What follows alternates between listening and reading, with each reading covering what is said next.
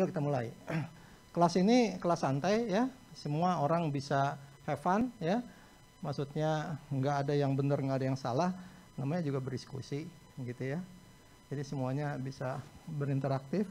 Teman-teman juga yang di daring, yang di daring yang melihat saya ini bukan tontonan YouTube ya, tapi kelas interaktif. Jadi kawan-kawan yang di daring juga bisa bertanya sebebas-bebasnya di dalam session pada kali ini ya.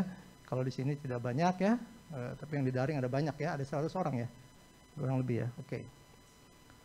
Oke, saya ucapkan juga selamat datang untuk kawan-kawan yang di daring ya. Saya mau say hi juga untuk teman-teman ya, semua yang di daring ya, tetap semangat ya. Kebanyakan ini 90% kelihatannya alumni LSP Manajemen Risiko gitu ya. Jadi mungkin rata-rata sudah sebagian besar ya sudah pernah tahu saya gitu ya. Oke, Bapak Ibu begini ya. Kita ngomongin enterprise risk management atau judulnya di sini developing risk intelligence. Apa itu business risk intelligence? Apa itu enterprise risk intelligence? Ya. Nah, dalam konteks seperti itu, kita langsung berpikir bagaimana mengintegrasikan pengelolaan risiko pada organisasi kita. Kan gitu Bapak Ibu, ya. Bagaimana kita mengintegrasikannya gitu. Nah, Bapak Ibu kebanyakan sudah melaksanakan ya. Sudah melaksanakan atau menggunakan manajemen risiko sebagai salah satu manajemen tools pada organisasi, kan begitu ya. Udah umum sih itu Pak Ricardo, saya sudah jalankan lah, oke. Cuman sekarang ya kemanfaatannya baru pada sampai level mana, kan itu pertanyaannya. Semua juga sudah menjalankan, ya kan? Manfaatnya udah dirasakan belum gitu. Nah, menurut slide ini ada 4 ya yang bisa kita rasakan ya. Kemanfaatan daripada manajemen risiko di dalam satu organisasi ya. Kalau kita masih pada tahapan yang ini cuman sekedar patuh, kira-kira udah bermanfaat belum? Tanda tanya juga gitu Pak ya. Tanda tanya, udah bermanfaat belum? Wah, masih sebatas compliance. Deadline pelaporan udah deh kita kejar ya, mau nanti ya SKS sistem kejar semalam gitu ya, mau lapor besok kerjain sekarang ya. Alhasil laporannya copy paste ya gitu. Kalau di situ kita masih apa? Masih merasakan manajemen risiko baru pada level administrasi Bapak Ibu ya. Compliance, lapor, oh kok ada desakan dari regulator, udah harus lapor ya. Reporting, itu aja kerjaannya ya. Value daripada penerapan manajemen risiko belum terasa kalau kita baru sampai pada level ini, compliance dan reporting. Tapi kan sayang, udah punya ya, capek-capek bikin ya kan, kerahkan resources tapi tidak dikapitalize, kan sayang banget Bapak Ibu ya kan, tanggung amat gitu. Nah, makanya ya kalau kita bisa mengkapitalize ya, mengeksploit manajemen risiko bisa menjadi sesuatu yang bermanfaat, kita dorong lagi level penerapannya pada tingkat operasional ya kan. Kalau sudah sampai level di operasional, apa nih Pak Aldo yang paling gampang yang bisa dirasakan? Ya perbaikan kinerja, paling nggak merancang anggaran, merancang business plan, sudah mempertimbangkan profil risikonya, kan gitu ya. Lalu teman-teman pengawas, teman-teman auditor meriksa juga lebih nyaman ya, nggak terlalu perlu effort waktu yang berlama-lama ya. Karena apa?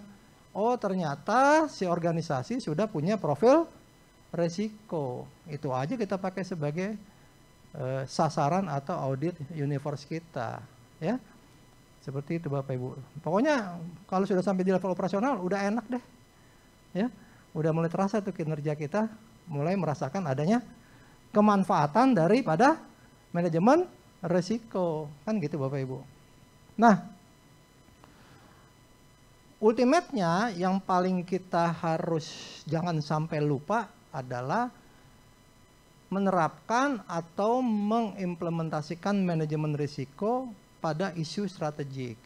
Ya, kan mulai dari perencanaan, ya kan, penganggaran, lalu eksekusi. Ya, eksekusi operasional. Di perencanaan ini banyak isu strategis nih, ada rencana jangka panjang, rencana tahunan, kan gitu Pak, ya kan? Nah, si manajemen risiko ikutan juga dong di sini. Nah, gitu Pak ya. Jangan cuma yang dieksekusi aja, ya, gitu. Kalau dieksekusi itu kita lebih banyak ngomongin downside risk. Kalau di operasional kita lebih banyak ngomongin apa? Risiko-risiko yang bisa menggerus, ya.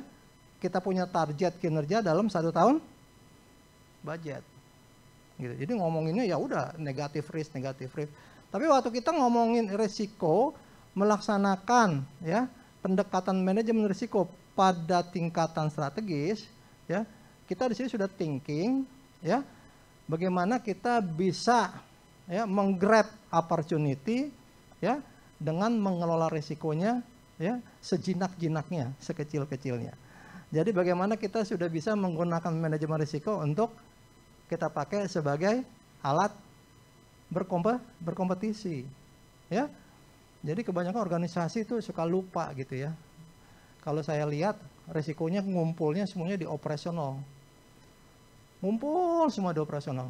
Lalu saya tanya, Pak, satu big issue ini Bapak ada berapa risikonya? Ada 300 Pak Aldo operasional dari saya. Oh, wajar lah Bapak perusahaannya gede, saya bilang gitu. Terus isu strategisnya gimana Pak? Dia bingung gitu. Strategis gimana ya Pak Aldo? Ya waktu perencanaan ya untuk pertumbuhan 5 tahun ke depan saya bilang gitu. Bapak tahu nggak ada gunanya 300 resiko operasional, 300 risk issue Bapak di level operasional kalau Bapak kena sama satu isu strategik aja. Misalnya pembekuan usaha oleh regulator. Selesai kan kita? Ya kan? Penghentian usaha, pencabutan izin. Selesai, ini nggak ada yang guna lagi semua operasional, ya kan? Tapi bukan berarti operasional nggak penting, penting juga, ya. Banyak sudden risk yang nongol daripada kegiatan operasional kan, gitu. Yang bisa-bisa tiba-tiba menghentikan, membuat kita apa? Business interruption, ya. Misalnya teknologi mati 1 harian, wah kacau ini urusan dah, ya kan? Bukan soal oh Pak, kalau materialnya nggak seberapa Pak, tapi reputasinya di berat nih. Kalau klien semuanya pada pull out, wah repot juga kita, ya kan? Kan gitu Pak, ya. Jadi sama pentingnya, ya. Cuman yang saya ingin sampaikan di sini, jangan sampai kita terlupa dengan isu strategik Pak, gitu. Karena kalau kita ngomongin enterprise value, itu dari strategis isu sampai dengan level proses Pak. Itu yang mendorong terciptanya value creation. Gitu Pak, ya. Boleh sih kalau kita misalnya Pak, saya baru operasional aja Pak, karena kita baru belajar, ya nggak apa-apa. Tapi kan gini, menggunakan manajemen risiko itu adalah journey, perjalanan. Ada harus learning yang Bapak Ibu lakukan, ya dong. Dulu saya waktu baru belajar bawa mobil SMP, saya takut banget keringat dingin. Sekarang sambil ngantuk katanya Pak Aldo bisa nyampe lu jalanan gitu ya, bisa sampai rumah sambil ngantuk gitu ya. Saya juga bingung Pak bisa begitu juga. Saya aja bingung ya kan. Oke, jadi ada learning proses dari nggak bisa jadi bisa. Kalau udah bisa, udah terbiasa, akhirnya apa? Seneng, hobi, akhirnya mulai merasakan manfaat daripada penerapan manajemen risiko. Kalau seneng hobinya nggak ada, komitmennya nggak ada, manfaatnya nggak pernah sampai. Gitu Pak. Ya, jadi peran leaders di sini sangat apa? Sangat nyata peran leaders. Ya di dalam penerapan manajemen risiko. Tadi mungkin Pak Jerry nih, senior saya Pak Brata udah ngomongin itu, saya nggak usah ngomong lagi ya. Oke, nih Pak, ini kelihatan nggak kameranya kalau saya begini? Masih ya? Oke. Biasa Pak, standar Pak ya, visi misinya organisasi. Ya kalau Pak Brata bilang visi misi organisasi itu dreaming, cita-cita organisasi. Kan gitu Pak, ya cita-citanya apa sih gitu. Mission itu kami hadir karena apa, tuh misi gitu Pak misalnya, ya. Tapi overall visi misi organisasi, ya, yang ingin dicapai ya Pak, bagaimana organisasi itu bisa cocok, bisa memenuhi keinginan para stakeholder. Sekarang Bapak cek aja stakeholder Bapak siapa, gitu kan, gitu. Jangan sampai semua stakeholder kita musuhin kita, Pak. Kalau semua stakeholder kita nggak cocok sama kita, apa yang terjadi pada organisasi? Organisasinya lenyap ya, Pak. Gitu kan. Saya nggak usah cerita, lihat banyak organisasi zaman sekarang udah lenyap gitu, Pak ya. Yang dulunya perkasa tiba-tiba lenyap hari ini ya, udah nggak kelihatan lagi mereknya ya. Yo Pak, dari sini lalu Bapak menciptakanlah rencana-rencana seperti ini, Pak. Ya, ini tidak akan bisa tercapai kalau sininya tidak Bapak Ibu bikin. Makanya setiap tahun kita mulai membuat dokumen perencanaan, ya. Dari sasaran strategis sampai kepada aktivitas. Gitu, Pak. Tapi resikonya di mana? Resikonya yang nempel terus mulai dari kiri ke kanan, ya. Ada aja yang nempelin kita, ya. Jadi bukan hanya di level proses, Pak, ya. Tapi saat perencanaan, ya. Jadi juga ada resiko yang memang embedded atau inherent pada kegiatan tersebut, ya. Jadi resikonya gimana, Pak Aldo? Ya iya, dari atas, ya. Dari goals utama biasanya manajemen pimpinan eksekutif itu bilangnya gitu, executive view, ya. Untuk rencana jangka panjang corporate plan atau Renstra kita 5 tahun ke depan, resiko kita tuh apa sih, seperti apa. Itu biasanya executive view, Pak, namanya. Ya. Gitu. Kalau orang proses, Pak, belum mikir yang kayak gitu. Biasanya leaders yang mikir seperti itu. Ya kan? Berarti udah ada resiko dong. Emang udah ada resiko. Ya. Lalu masuk ke perencanaan tahunan. Ya kan? Dengan inisiatifnya. Kan gitu, Bapak Ibu. Ya kan? Lalu Bapak Ibu merancang apa? Program-program, kegiatan-kegiatan. Kan gitu, Pak ya? Dan ujungnya dibundling dalam anggaran. Kan gitu. Nah, dari A to Z di setiap stages ini ada resiko yang nempel. Memang kesannya akan banyak yang ada di sini, Pak. Ya kan? Ngumpul semua, ya namanya juga berproses, ya kan? Pasti ngumpul di situ. Ya kan? Tapi ada juga resiko yang kita harus jaga yang di sebelah sini. Ya. Jangan kita fokus di sini, ya. Harus kita amati juga dari isu strategis, Bapak Ibu. Ya. Yuk, lanjut. Ya. Nih, Pak ya. Jadi range-nya cuman yang ke atas, ya. Itu sangat konseptual, katanya sangat kualitatif. Ini mungkin Pak Jerry tadi udah masuk ya ini ya. Yang bawah itu ya eksekusinya, rentangnya gitu aja, Pak. Ya, dari atas ya sampai ke bawah, dari misi visi, value-nya organisasi sampai ke execution. Nah, semua resiko nempel di situ, Pak. Ya. Tapi nempelnya enggak sama. Kalau bawah mungkin jadi banyak karena banyak kegiatan, orangnya juga banyak kan, Pak, di level operasional. Tapi di level eksekutif orangnya kan enggak banyak. Jadi perspektif executive view. Ya, untuk apa? Pertumbuhan berkesinambungan dari organisasi. Visi misi. Ya. Bapak Ibu gini. Mungkin tadi Pak Jerry udah singgung tentang GRC, Governance, Risk Management and Compliance. Ya kan? GRC impact apa sih yang ingin dicapai? Sustainability kan? Tapi cukup gak sustainability? Harus ada apa? Yang satu lagi temannya growth. Kalau cuman ada terus, Pak, saya 30 tahun ada segini doang nih tingginya, tapi nggak tinggi-tinggi gitu ya. Ngapain? Ya kan? Organisasi harus berkembang, sustain dan berkembang, kan gitu. Nah, itulah impact, harapan ketika kita menerapkan GRC. Ya, salah satunya manajemen risiko.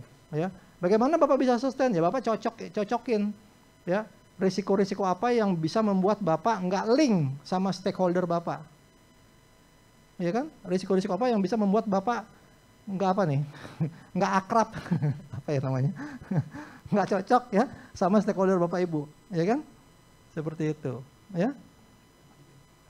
Kalau kita sustain, kita harus growth. Kita sustain tinggi dan gemuk, gitulah ya. Artinya badannya keker, gitu ya. Makanya Pak Presiden kita selalu mencanangkan penambahan gizi supaya anak-anak Indonesia nggak stunting, ya. Emang umurnya panjang, tapi kalau kecil kan percuma juga. Anak-anak Indonesia harus tinggi-tinggi ya. Jadi pemain bola Indonesia kan tinggi-tinggi sekarang Bapak Ibu ya. Alright ya, terus ya Bapak Ibu, teman-teman yang di daring ya, yang di daring kalau mau bertanya ya bisa langsung kan Mas ya. Yang dari daring bertanya bisa langsung ya. Yuk teriak aja di sini ya, nggak apa-apa. Kita sama-sama dengar yang di sini ya. Oke, yuk. Ini tadi sudah, jadi ukurannya Bapak Ibu ya. KPI itu ada KPI dari ya target utama yang kita bilang indikator utama, kita bilangnya KPI gitu ya. Tapi juga ada KPI atau PI dari level operasional ya, level proses gitu. Semua punya target, punya sasaran. Lalu karena di situ di setiap level ada sasaran, balik kepada konteks kepada konsep basic risiko. Risiko kan ketidakpastian yang berdampak kepada sasaran, ya kan?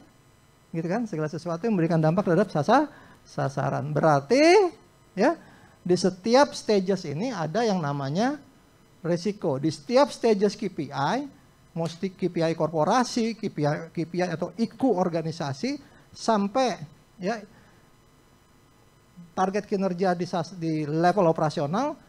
Ya, karena mereka semua punya target, berarti mereka punya risiko. Makanya sekarang ya di sini di slide ada tulisannya, ada KRI. Maksud nanti kita belajar kapan-kapan aja, nggak sekarang gitu ya. KRI itu maksudnya temennya si risiko ya, setiap alarmnya gitu Pak ya. Kalau bangun tidur harus jam 5 pagi, tiung tiung tiung nyala dia gitu, itu alarmnya si risiko ya. Wah Pak, risikonya udah mau deket nih, hati-hati ntar KPI Bapak bisa terganggu gitu ya. Sebagai rambu-rambu. Next aja kita ngomongin itu ya. Karena di slide-nya ada, jadi saya ngomong sedikit ya. Alright, Bu Asi kalau waktunya makin dekat saya dikasih tahu ya. Terus saya ngomong terus gitu ya. Oke. Bapak Ibu, tadi kita udah ngomongin bahwa dari perencanaan, dari visi misi sampai execution di level proses, itu semua ada resiko. Kalau begitu, Bapak Ibu, saya kesini ya. Kalau begitu, ya, ini kan sasarannya, nih kita lihat gambar ini ya. Ini kan sasarannya organisasi. Oh pakai mouse, oke. Oh enggak apa-apa. Oh ya silakan, silakan. Ini kan sasarannya organisasi, ya. Sasaran besar organisasi, ya diturunkan ya pada level pimpinan. Kalau pimpinan ada 5 ya 5 orang. Jadi pimpinannya 5, boardnya 5, yaitu mirroring dengan ultimate sasaran daripada organisasi. Kan gitu aja Pak. Ya. Kalau di korporasi ya KPI-nya direksi itu pasti mirroring dengan KPI-nya korporasi. Bener dong? Ya kan mirroring lah. Ya kan? Turunkan sampai ke vice president, kepala divisi, bagian. Kalau di sektor publik ada eselon 3, eselon 2, eselon 3, eselon 4 gitu Pak. Kayak gitu aja sebenarnya sama aja Pak, Bu. Antara organisasi sektor publik sama korporasi mirip gitu. Ya. Kalau begitu kan gini konsepnya Pak. Kalau mereka di setiap layer ini punya sasaran, berarti mereka juga punya resiko dong.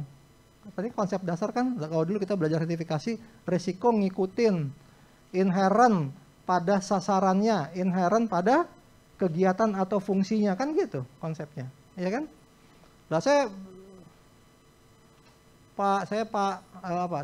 dirut, saya nggak mau jadi punya risiko, udah saya bagiin ke semua direksi yang lain. Ya kan? Saya direktur Pak, saya bagiin semua risiko di bawah saya, ya kan? Emang benar, clustering sasaran di sini akan mensupport menjadi clustering sasaran di kakaknya. Clustering di sini juga akan mensupport clustering yang di atasnya, kan gitu, cluster KPI, gitu kan? Gitu aja Bapak Ibu konsepnya. Nah kalau gitu bisa gak kalau saya ada di posisi sini, lalu saya bagiin semua ya KPI saya ke bawah ya. Kita bilangnya proxy-in gitu, dibagi ya. Gitu. Apa bisa dihabisin? Kan nggak bisa. Ada beberapa sasaran yang memang nempel pada jabatan si pimpinan gitu kan. 1-2 pasti nempel. Berarti dia terpapar resiko atas 1-2 KPI tersebut. Gitu aja. Mungkin yang 8 dari 10 KPI, 8 dia cascading habisin ke bawah. Ada 2 ketinggalan nempel pada jabatan. Ya, nggak mungkin dihabisin Pak. Kalau dihabisin nanti yang ngelamar jadi pimpinan banyak Pak. Bisa 1 busway. Gitu Pak ya. Karena nggak ada target gitu ya. Dibagi semua ya kan. Gitu. Pak, Bu, berarti kalau kita lihat hierarki kayak gini menurut Bapak Ibu, dari visi misi ke perencanaan corporate plan ke Renstra kira-kira harus nyambung nggak? Ada benang merah nggak? Corporate plan ke business plan-nya, Renstra ke perencanaan tahunan, ada benang merah nggak? Nyambung kan? Ya kan? Dari rencana kerja atau program nyambung. Berarti kan sasaran atas sama sasaran bawah nyambung. Bener dong? Iya kan? Gitu. Saya manajer kepala bagian SDM. Di bawah saya ada 5 orang nih, ya, staf-staf saya, gitu. Apa yang mereka kerjakan mencerminkan sasaran saya loh Pak. Ya kan? Sebagai departemen head. Bener ya? Ya kan? Individual KPI mereka tuh mencerminkan sasaran saya. Sebagai departemen head, kan gitu ya. Jadi nyambung Pak, nggak mungkin nggak nyambung. Nanti Bapak Ibu udah capek-capek berjuang di bawah, ya. Tapi nggak ada impact apa-apa ke atasnya. Nah itu yang repot. Ya. Makanya kalau kita mendefine peta strategis, ya, atau mendefine KPI cascading, hati-hati. Ya, jangan sampai ada yang bias atau lari. Ya. Kalau KPI-nya lari, nggak nyambung sama atasnya, apa yang terjadi Pak? Resiko yang di bawah nggak nyambung sama resiko yang di atas. Jadi hati-hati. Ya.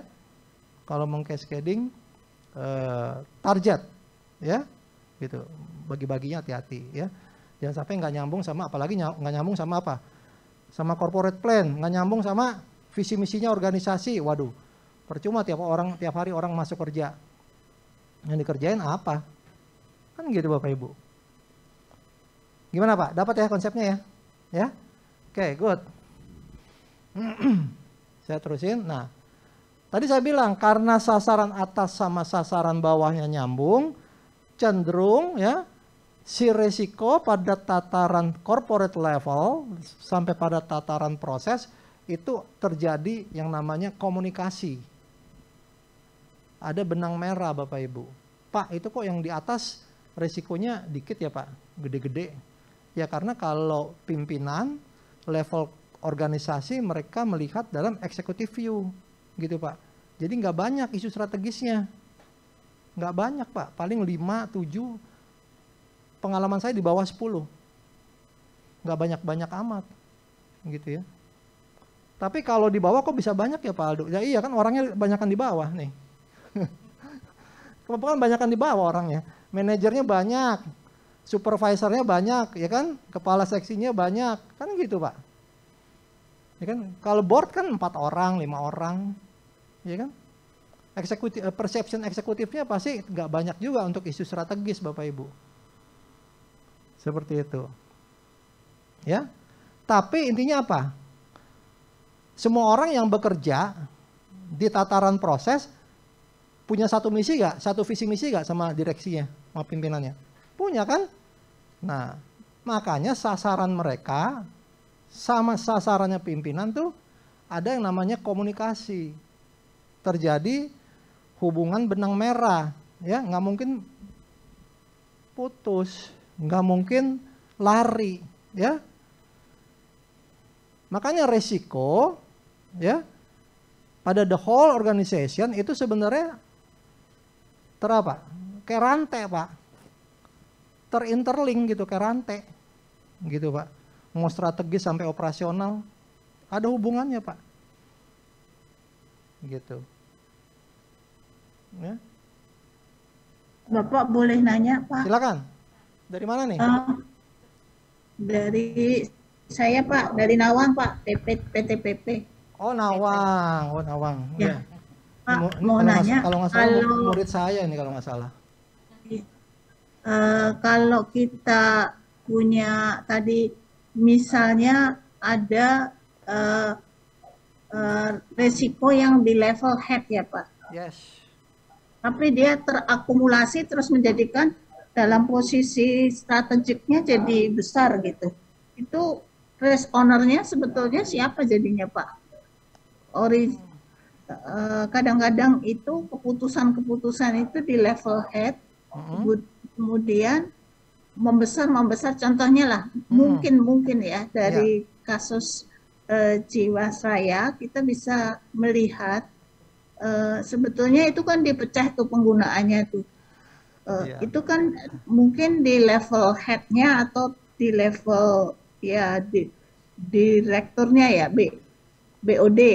Saya nggak tahu pasti. Cuman kalau terakumulasi terus kemudian berdampak kepada perusahaan, itu risk owner sesungguhnya yang diukur KPI-nya siapa juga? Oke. Makasih Bu Nawang. Iya. Dulu Bu Nawang pernah sharing juga kayaknya di session kita ya, di masterclass SPMR ya Bu Nawang ya. Iya. Pak benar Pak gini, benar Bu, sesungguhnya total resiko dari satu organisasi ditanggung oleh pimpinan tertinggi. Itu ditanggung saat apa? Ditanggungnya saat apa Pak Aldo? Dipertanggungjawabkan akuntabilitasnya pada saat RUPS. Gitu Bu Nawang. Jadi ketika risiko terjadi di middle level, lalu mereka eskalasi ke atas, yang atas harus terima. Nggak boleh lari. Gitu Bu Nawang. Nggak bisa lari Pak, Bu. Karena apa? Toh itu memberikan, tadi Ibu bilang kan, impact yang terjadi pada departemen head tertentu bisa memberikan dampak yang signifikan terhadap organisasi. Ya. Nah itu berarti boleh dieskalasi. Nah kalau udah dieskalasi siapa yang harus, jadi risk owner-nya jadi naik +1 atau +2 itu boleh Bu, asalkan diatur di dalam risk policy-nya di PP di tempatnya Ibu gitu. Kalau misalnya sebaiknya ya semua ownership daripada resiko bisa dieskalasi, jangan tidak dieskalasi supaya pimpinannya juga merasa apa, ada keterlibatan Bu di situ, ya kan? Iya betul Pak. Gitu. Tapi dalam kasus Jiwasraya saya sih bukan melihat itu pada aspek manajemen risiko, tapi pada masalah integritas kalau menurut saya. Ya, menurut saya urusan itu integritas. Karena apa? Perusahaan sudah lama sudah menerapkan manajemen risiko. Sejauh apapun manajemen tools yang tercanggih terbaik Bapak Ibu milikin, ya, tapi faktor people itu sangat dominan. Ya, kalau people-nya nggak beres, nggak punya integritas, ya percuma nih. Itu kan cuman tools Bu, ya, cuma manajemen tools. Ya tapi jawaban saya harus dieskalasi Bu, itu layak dan memang wajar, ya. Gitu ya memang sih Pak. Kalau kami di level divisi misalnya ya, itu ada disclaimer-nya. Kami membuat satu disclaimer bahwa sesuai dengan risk policy-nya kita, ini semua keputusan yang memutuskan direksi kita hanya jadi kita eskalasi Pak. Iya. Bukan untuk tidak tanggung jawab, tetapi memang begitu responsinya Pak. Iya Bu Nawang kan VP Risk Management di PP. Dalam konteks jabatan Ibu gini, risk management itu tidak memutus Bu. Memutus tetap kepada pemilik KPI, kepada pemilik IQ-nya. Itu pemutusnya. Ya Bu ya. Risk management hanya bilang gini, go or not go, itu aja saran kepada manajemen. Kalau go, ini resikonya, ini mitigasinya, gitu Bu. Kalau not go, ya, ini resikonya, ini mitigasinya. Jangan not go, tapi nggak ada opini atau nggak ada advice untuk mitigasi Bu. Jangan. Perannya manajemen risiko di situ. Iya Pak. Ya, tetap harus ada resikonya apa, mitigasinya apa, opportunity-nya apa. Kalau tidak go, apakah risikonya apa? Kita kehilangan opportunity, apa langsung kena ke impact kita kepada sasaran korporasi, dan mitigasinya harus seperti apa. Gitu aja Bu. Bukan Ibu ikut tanda tangan approval persetujuan untuk investasi atau proyek Bu, jangan ya. Iya. Gitu Bu. Diaturnya di risk policy-nya. Ada lagi kawan-kawan yang di daring? Ayo Pak, silakan Pak.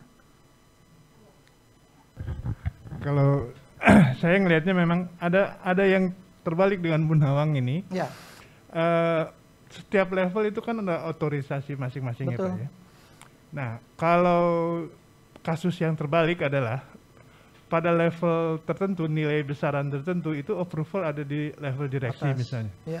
Tapi karena itu adalah tidak sekaligus, dia bisa berjenjang, itu pada pecahannya ada pada level di bawahnya. Ya. Nah, kalau di bawahnya ini berpikir harus global, harus ke direksi, dia pecah-pecah tuh Pak. Dia pecah-pecah sedemikian rupa Cicilin. padahal secara inherent dia tuh berakumulasi. Nah itu kasus yang agak terbalik dengan Ibu Nawang.